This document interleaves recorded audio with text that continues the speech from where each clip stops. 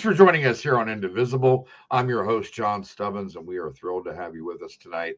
This is the show we put God, family, and country first, and we will always tell you the truth because that's what matters. I want to get into our coffee line real quick under the website, johnstubbins.com, which is our website. You can order any one of our delicious 3 blends, which are amazing for all you coffee snobs out there. Make sure that you get a bag. We'll send it right to your front door. You don't have to do anything except receive it, put it in your coffee maker, and make it. I think you're going to find that it's delicious. And stop ordering from Starbucks. Stop getting your coffee from, the local grocery mart.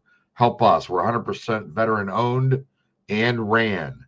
And we are very proud of this coffee line. So make sure that you get that. I think that you're going to find it's really, really good. And I drink it all the time now. And it's all that I drink. So feels good because I don't have to go looking for anybody else's coffee. I can get my own and our own blends, and are sent right to my door. So makes it nice. But you be the judge for yourself. I hope you're having a great new year, 2025. We're already into it, and we got a lot going on. So we're going to have an amazing guest today, our friend Pat Curry, who won House District 56 down in Texas. He's going to be our guest, and we'll be right back with him after this commercial break. Well, my name is Larry Elder. I'm a co-founder, investor, member of the board of directors, and customer of Old Glory Bank. I'm involved in Old Glory Bank because I believe Old Glory Bank stands for fairness, stands for the willingness to accept other people who have different points of view. We become a country that's been divided between people, in my opinion, who are patriots, who believe in the values of America, and who believe that you ought not be punished for your political views. This is how our country has now evolved. Those who believe that you are wrong versus those who believe you're not just wrong, but you're evil. This is ridiculous. And people have taken sides. And if you are perceived as somebody who is on the wrong side of the political aisle, your bank may punish you. And all too often, banks now have decided to take a stance and are punishing their customers or potential customers because of those customers' views. So people that I believe think that people ought not be punished for their views are to be the people who patronize Old Glory Bank. What you're doing is saying to Old Glory Bank, I applaud the fact that you have not taken a stance. I applaud the fact that you're not canceling people just because of their views. And I applaud the fact that you're providing an alternative to those who have been canceled and who don't like the fact that some banks are canceling other people. This is about the very principles that made America great. And we're back. I want to welcome onto the show my friend Pat Curry. Congratulations again on your huge win down in Texas, brother. How you doing? Good. Thank you. I appreciate that. It was hard fought, a lot of work, a whole lot of work, and then the work began. So November, it actually began right after the primary, but November 6th, we were off and running pretty hard. Got sworn in November 18th, and we'll get sworn in again next week on Tuesday.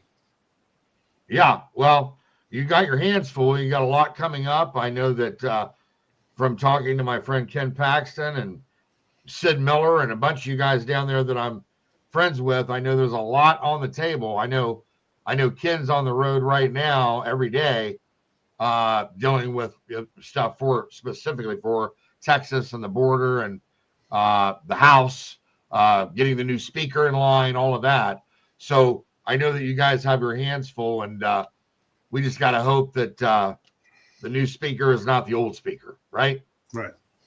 So let's, by the way, we're going to be scrolling Pat's information at the bottom of the screen so that you can see Pat's website, social media. You can get in contact with him. You can reach out to him, get involved, especially if you're in that district, 56, down in Waco. I know Pat would love to hear from you. So make sure that you do that. Get in contact with Pat.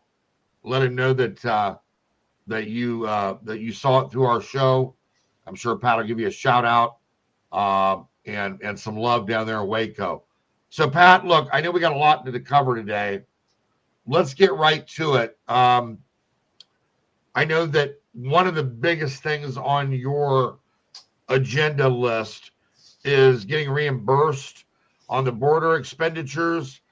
I want to let you have at it for a minute and go ahead and talk about that, why that's so important. Well, so it kind of ties to the whole border policy in the first place, right? So you have, I mean, Texas took the lead, spent our money. I believe we're probably in it right now for close to $18 billion. And we're, obviously we would like for the country to reimburse us. They denied us the money. They denied us the ability to, so we just, the state funded it and paid our own way. And so getting that $18 billion back would be great. Also, it's part of the overall border policy and discussion within the House and the state of Texas and the legislature and the governor is to reinforce our laws and fix some of the border laws that we have and establish our border security processes and procedures to be able to continue no matter what regime comes into Washington. And we now have the regime in Washington. The Trump administration will be very supportive of this, as will the House and Senate, I think. And now's the time to fix it permanently so that we can protect at least our 1,254 miles of the southern border. And so it's certainly a high priority. And my personal involvement, I own a ranch on the border. I was at the border last week. I'm at the border a lot. And so it certainly has gotten a tremendous amount better, but it's not anywhere near where it needs to be. I was actually with Sid Miller last night. We were with Tom Homan, the new border czar. And wow, I mean, I've been with him several times. Love that guy. And he is just a no BS, straight up. We got to fix this, and we're going to fix it permanently, and we're not going to let this happen again. We're going to keep the criminals out, and we're going to do the right thing. Well, I think that you'll be very happy to know that I work very closely with Tom. I'm sure you know that. Right. And Tom is not only a patriot, but he's the right man for the job at the right time. And we're going to be working with Tom, not only with the Mexican government and getting things set up to deal with the cartels, but also the drones, dealing with our security on that border. So I'm heavily involved in that, and I make no apologies for that because it has to be done. And if, today it's Texas, tomorrow it's Arizona, New Mexico, etc., it's got to be done. And everybody knows it, and we're going to get the job done unapologetically. Mm-hmm. Unapologetically, because enough is enough. And like you said, you're nearing what, $18 billion in expenditures down that border that Texas has had to basically deal with on their own, and the state taxpayers. I mean, that's ridiculous. Just ridiculous. Go ahead. I'm sorry. No, you're right. And the fact is that we're going to put more into it this year. The budget. Oh, yeah. And we're beefing up from our standpoint. And as you well know, our border czar is Mike Banks, and he's awesome. And he's going to work directly with Rodney Scott and with CBP, and he's going to work directly with Tom Homan, and has for years. He worked with those guys at Border Patrol for over 20 years. Yeah, I know Rodney, and I'm working with Rodney right now, and Rodney's awesome. That's great. Victor Avila, Jason Jones, yep. Senior border correspondent for Newsmax. We work with all those guys, and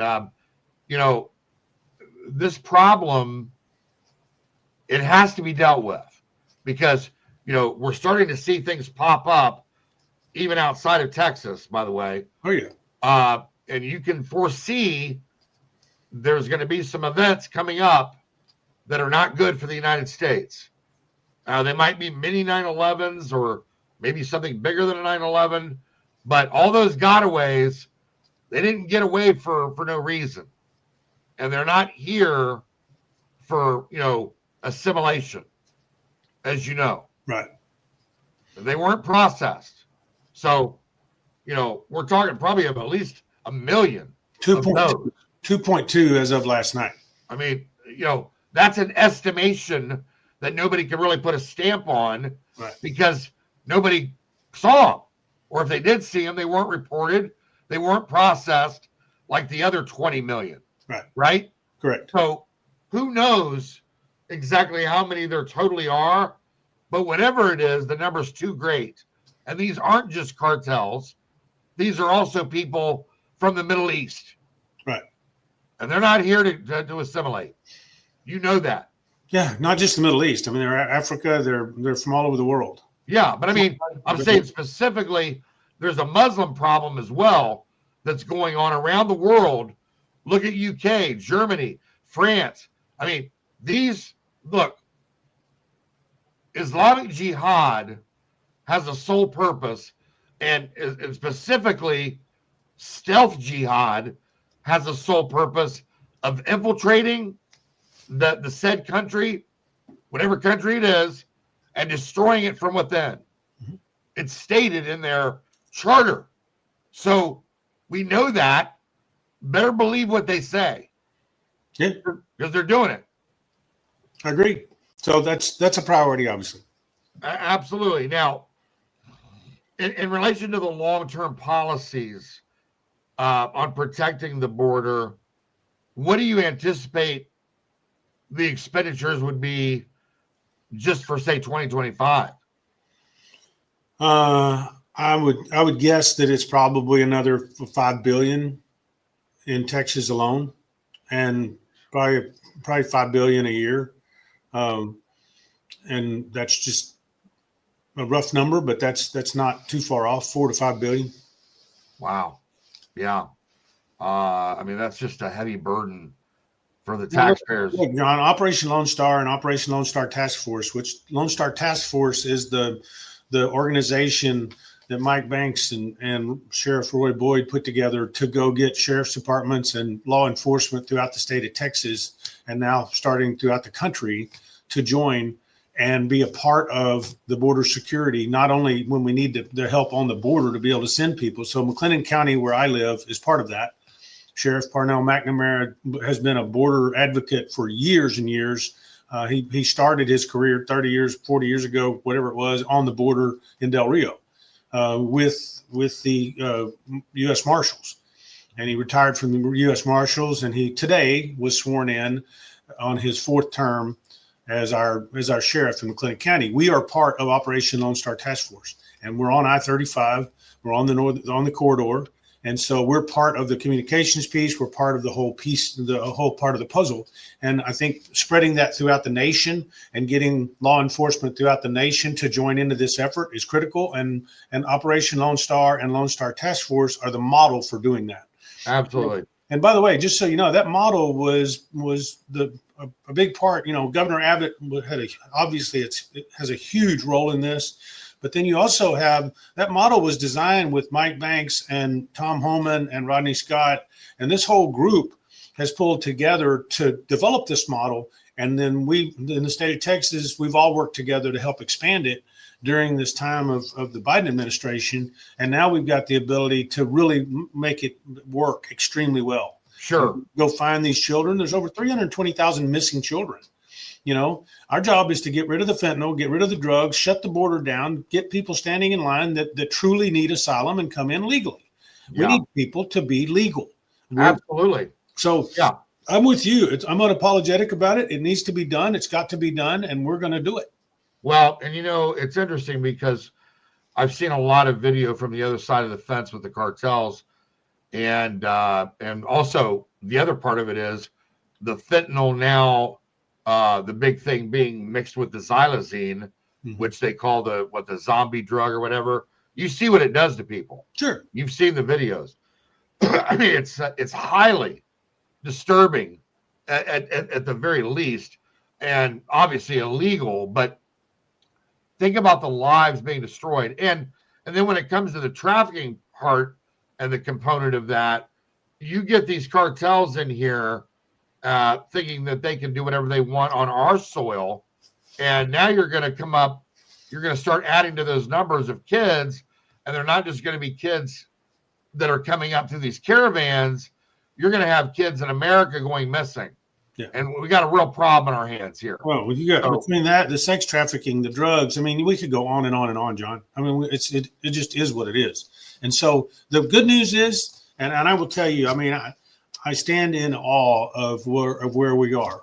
The adults are now running the January 20th. The adults are in place instead of adolescents. Right. And you don't have stupidity being, the team. It's going to take an entire team. We need to get Kash Patel, approved by the Senate. We need to get several people approved to support the effort of what Tom Homan and President Trump are doing.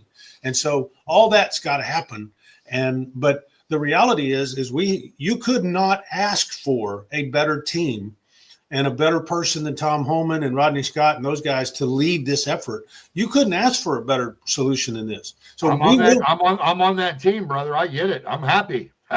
we will be secured. I'm not happy. I'm still mad. I'm happy to be a part of the team. Okay. We got work to do, but being a part of the team is the first step, because we know who's serious and who's not. And that's been proven out over the last 4 years. Yeah. We're going to take a quick commercial break. We'll be right back with our friend Pat Curry. Hunter Nation is the ultimate we the people in the conservation community, holding our elected employees accountable to the hunting, fishing, trapping, freedom lifestyle that has brought wildlife back to the healthiest and most thriving condition in our lifetime. HunterNation.org is the epicenter for freedom and wildlife conservation in America. I am Hunter Nation. He was a victim of the unlawful spying. If you don't trust them, you think they'll leave? Greatest civil rights violations in American history. Their investigation. A window into the Trump campaign. Unfortunately, it can happen to anyone.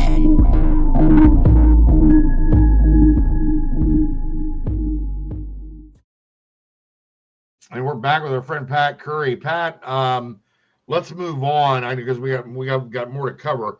I know one of the other things that's kind of on your priority list, and it should be on everybody's list because I know it's on my list up here in Ohio, is property taxes. So have at it, brother.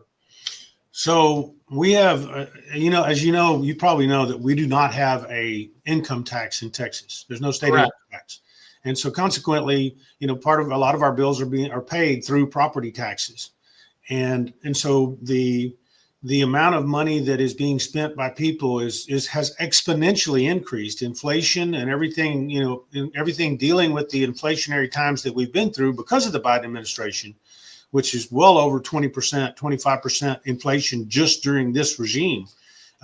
It's worse. I don't know how you could say it's worse than the border, but it's worse than the border problem. And so as a result, we're spending money like crazy and our people are being taxed to death. Right. And so the state of Texas did a record, a worldwide record from our understanding, $18 billion tax rebate last year, where they increased the for anybody that owned a home, they increased the cutoff for your homestead exemption to $100,000. So the first $100,000 of your home, it went from 40 to 60 to 100,000. The goal this session is to pass another 100,000, and which would be about $20 billion.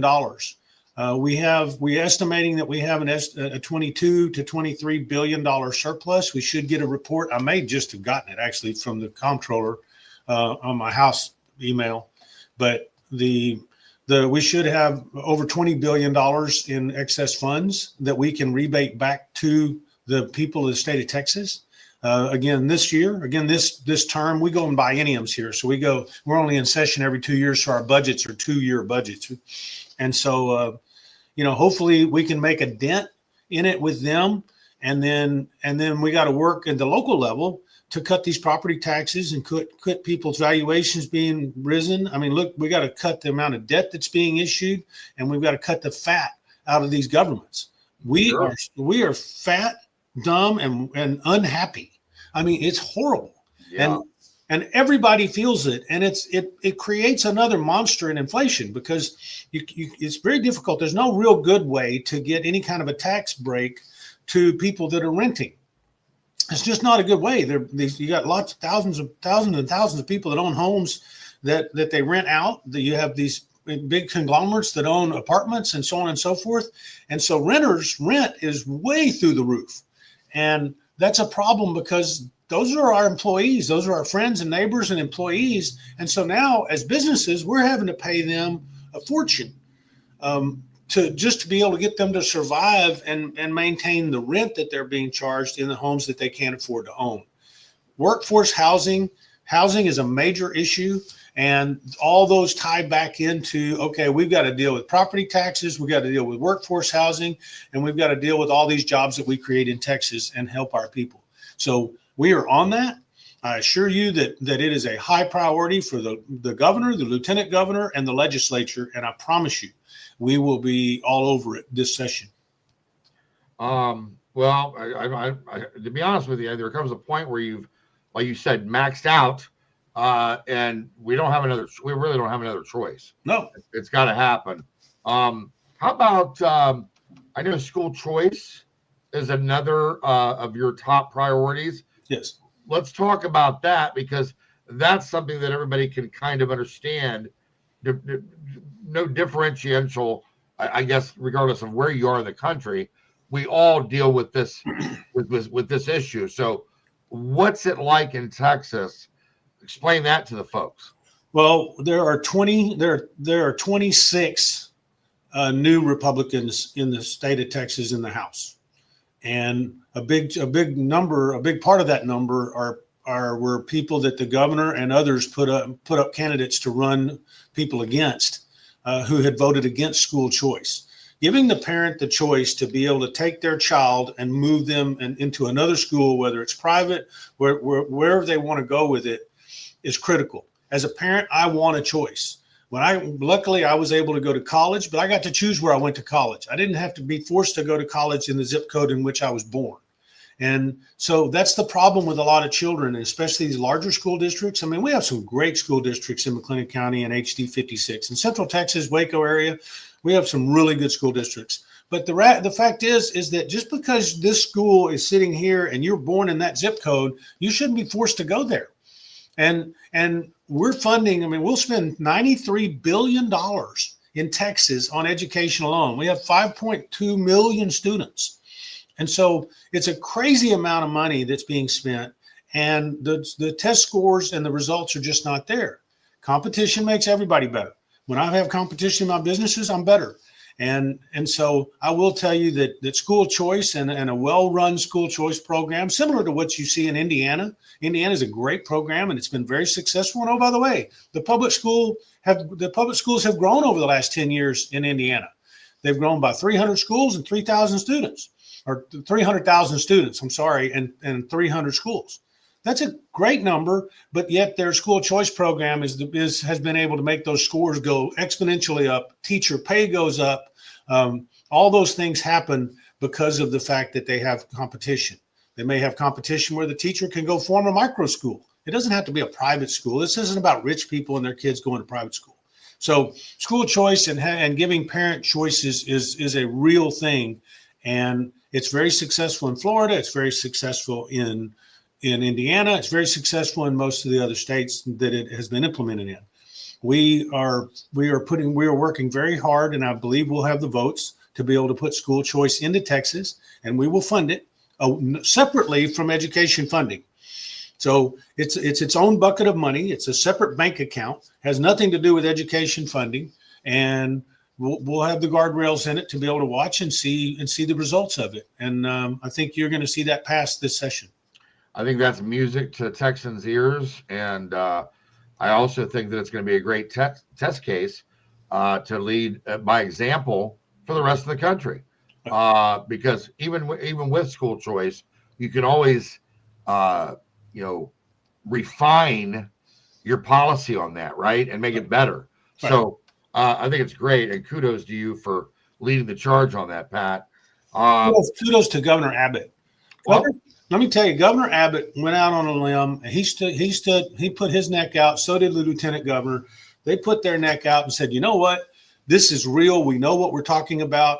And they did everything they could to convince some of these legislators. The legislators said that they voted against it. They were told, if you vote against it, then we're going to come run against you. And they did. And I will tell you, it worked. And so they won all but one or two seats that they went after. And I'm talking about some established legislators, and I know a lot of people in the legislature were sad to see them go, but they made a mistake. And the fact of the matter is it wasn't just one mistake; it was a series of mistakes, and they had plenty of opportunity to fix that, and they didn't. And they did not. That's it. And so, you know what? If you got the power, use it. And That's right. That's unapologetically. Right. Lastly, let's talk about abortion drugs. Okay. I know that abortion drugs, making them, you came up with the HB 1339. Correct. And this makes them class 2, right?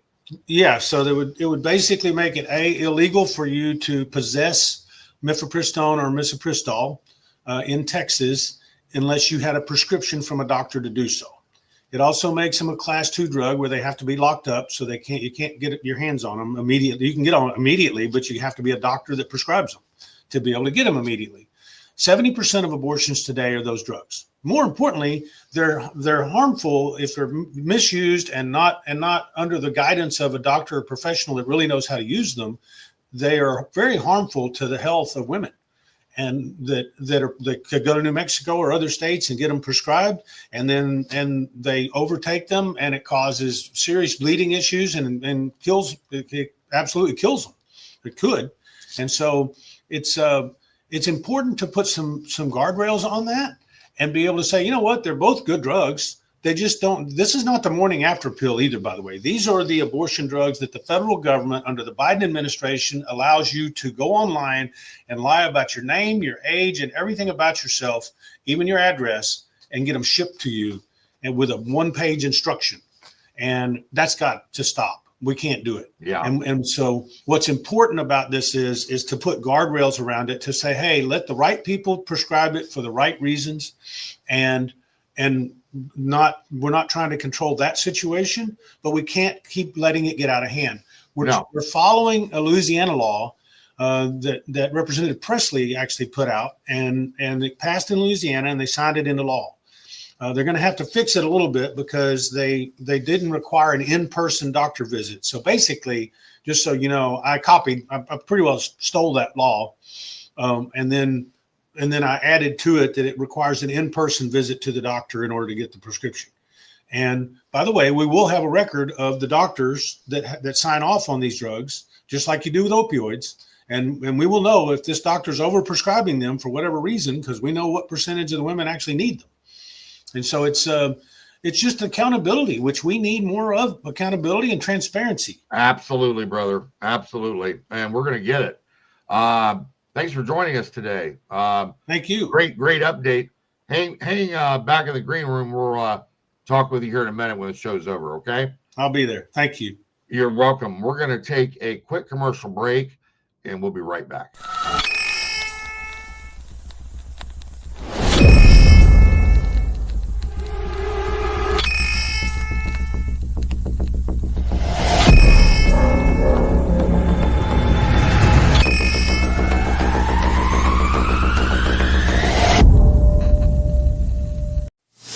By now, you've all heard me talk about Mike and his great products. Well, guess what? Mike's now introduced his MyPillow My Slippers, which are fantastic. Great on my feet, soft as can be. I love them. Mike's taken over 2 years to develop these slippers. He's designed them to wear indoor or outdoor all day, all night long. Made with MyPillow foam and impact gel to help prevent fatigue. Made with quality leather suede. For a limited time, Mike is offering 40% off his new My Slippers. The My Slippers are so comfortable, you're going to want to get them for the whole family. Go to mypillow.com and click on the radio listener square and use promo code Indivisible. You'll also get deep discounts on all MyPillow products, including the Giza Dream bed sheets, the MyPillow mattress topper, and MyPillow towel sets. Or call 1-800-716-4639 and enter Indivisible as your promo code. We're out of time, folks. Great show tonight. It was really nice to have Brother Pat Curry back on the show. And we'll get more updates from him in 2025 as we move through the year to follow what's going on down in Texas. God bless you. God bless your families. And God bless America. We will see you